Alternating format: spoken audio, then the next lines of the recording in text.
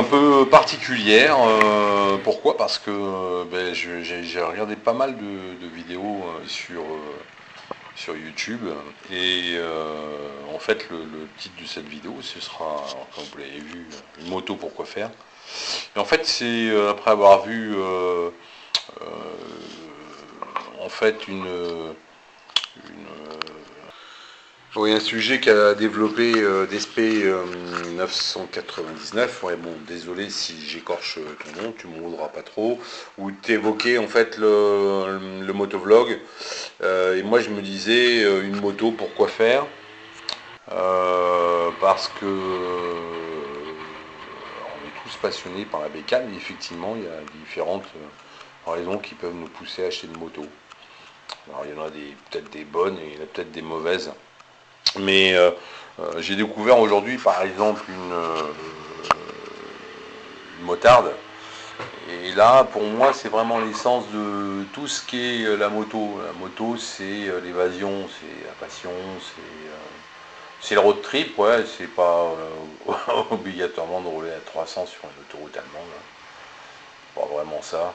Même si ça peut être bandant, hein. Ça peut être très bandant. On peut le faire sur la piste, on peut le faire sur les autoroutes allemandes. On peut le faire bien sûr de manière très très dangereuse sur nos routes à nous. Dangereuse pour nous, mais dangereuse pour notre permis, ça c'est sûr. Et après j'ai découvert une nana assez extraordinaire. Alors je vous laisserai le lien sur les commentaires. Une nana vraiment extra qui s'appelle Itchy Boots, qui est néerlandaise, Pays-Bas donc.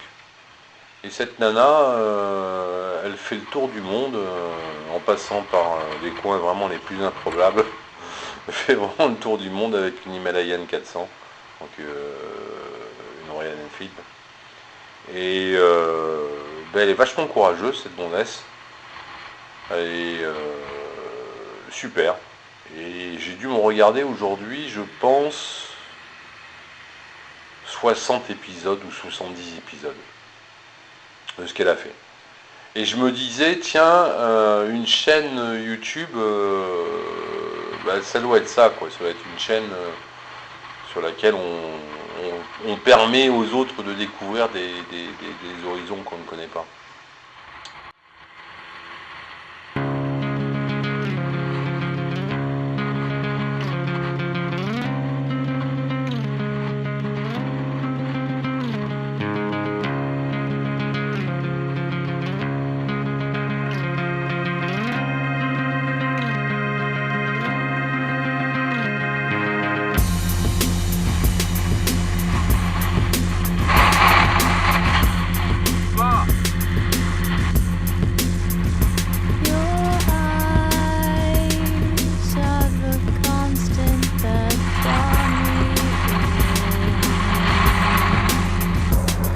Отталкиваюсь от земли ногами, целясь в пушистое брюхо неба, взращивая пустоту между нами, таю последним теплом лета.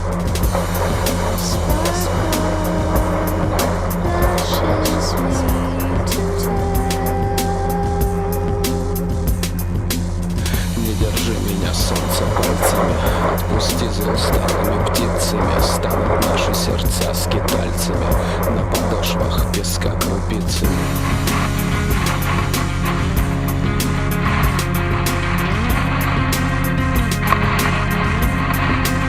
Не удержать, в руках обломки скал, не отыскать того, кто ветром стал, не пожалеть и не сказать прости, и не успеть его уже спасти.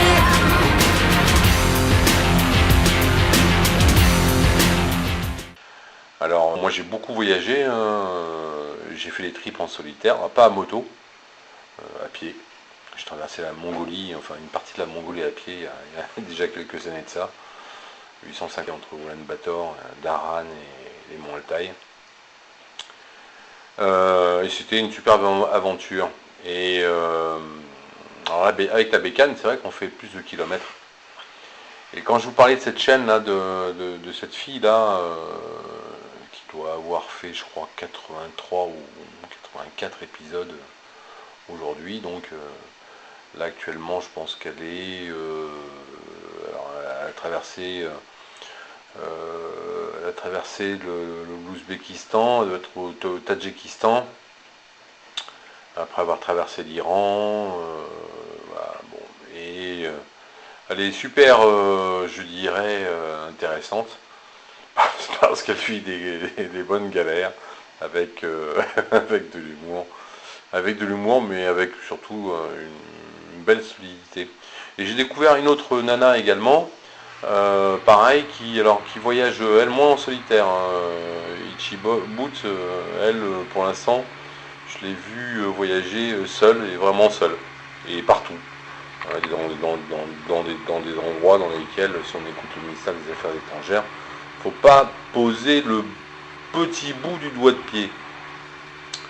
Bon, elle le fait, et j'ai découvert une autre nana qui, elle, voyage un petit peu moins en solitaire, qui elle est australienne, et elle s'appelle, sa chaîne c'est On Airback, alors tout est en anglais bien évidemment, hein, mais bon, c'est facilement compréhensible, hein.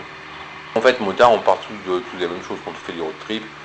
C'est est-ce qu'il fait beau, est-ce qu'on va se ramasser de la pluie sur la gueule, de la flotte, est-ce que la route est bonne, pas bonne, est-ce que c'est plein de nids de poules, de trous, est-ce que les flics sont sympas, est-ce qu'ils viennent te raqueter, voilà, enfin en tout cas dans ces pays-là, il faut bien qu'ils bouffent, donc ils viennent chercher un peu d'oseille chez les voyageurs, et puis en même temps, ce qui est assez marrant, c'est qu'on est assez épargné quand on est motard. Alors, ces deux chaînes-là, effectivement, quand on voit ça, quand DSP là, pose la question du motovlog, on peut se demander effectivement s'il y a un intérêt à le faire.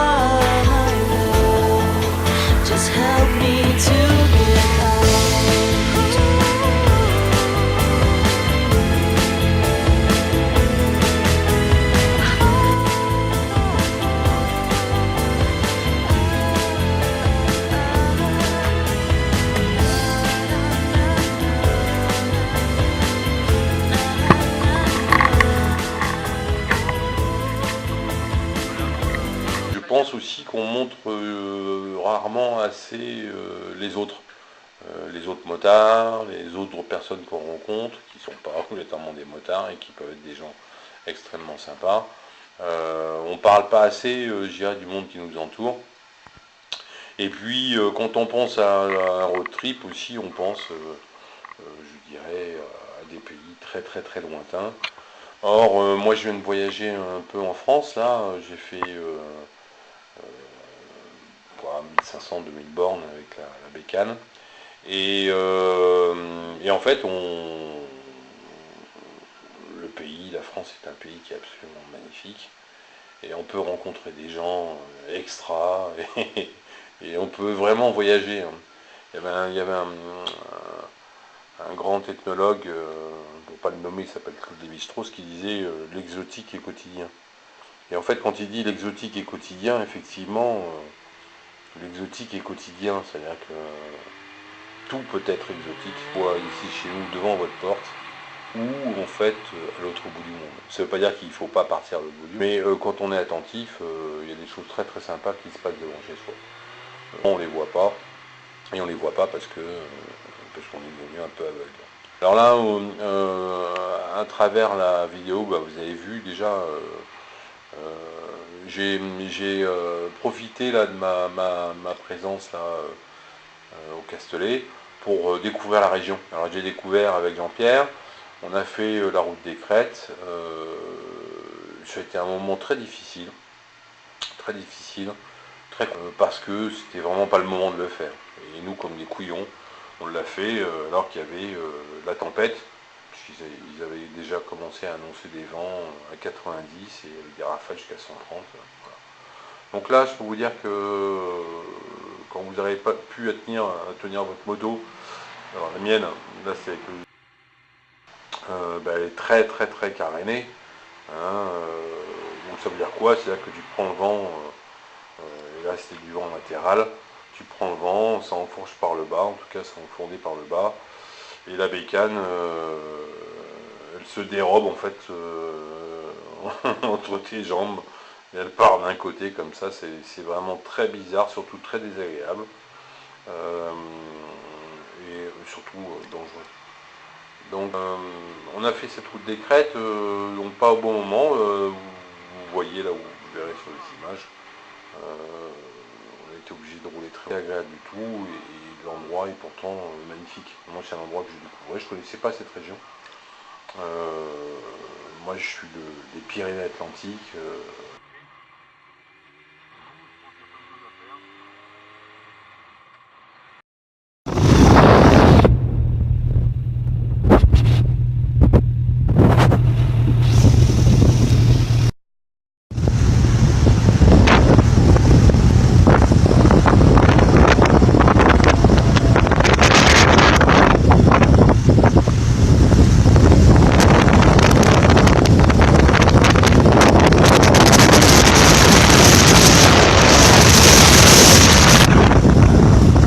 Après c'est ça, l'Espigoulier, parce que j'en avais entendu parler. Alors il y a beaucoup de traces de freinage, il y a des mecs qui font ça très très vite. Ils doivent tester leur machine et puis ils testent la solidité des freins, est-ce qu'ils ont des Béranger, des Brembo, est-ce que ça freine bien, est-ce que je peux tourner à fond. Bon, il y a plein de traces de freinage quand on monte le col. Alors moi c'est la première fois que je le montais, je ne connaissais pas du tout. Je l'ai monté à 40 km/h, avec juste la main sur les gaz et l'autre main sur la cuisse, tranquillement, je dirais, à découvrir ces paysages qui sont vraiment superbes. J'ai pris que des départementales, j'ai pas pu prendre l'autoroute, j'ai pris je crois 20 ou 30 km, parce que la rentrée, les retours étaient véritablement un enfer à cause de cette tempête. Bon, donc la moto, pourquoi faire? Alors, est-ce que c'est pour aller acheter du pain? Est-ce que c'est pour oublier un dépit amoureux en mettant la poignée de gaz dans le coin? Est-ce que c'est pour faire de la piste? Est-ce que c'est pour faire du road? Je sais pas. À vous de répondre dans les commentaires, les gars. Et puis, comme vous le voyez, je me suis arrêté. J'ai trouvé un garage moto par hasard. Je m'arrête et je suis tombé sur un mec super sympa. On verra ça dans le prochain épisode. Ciao.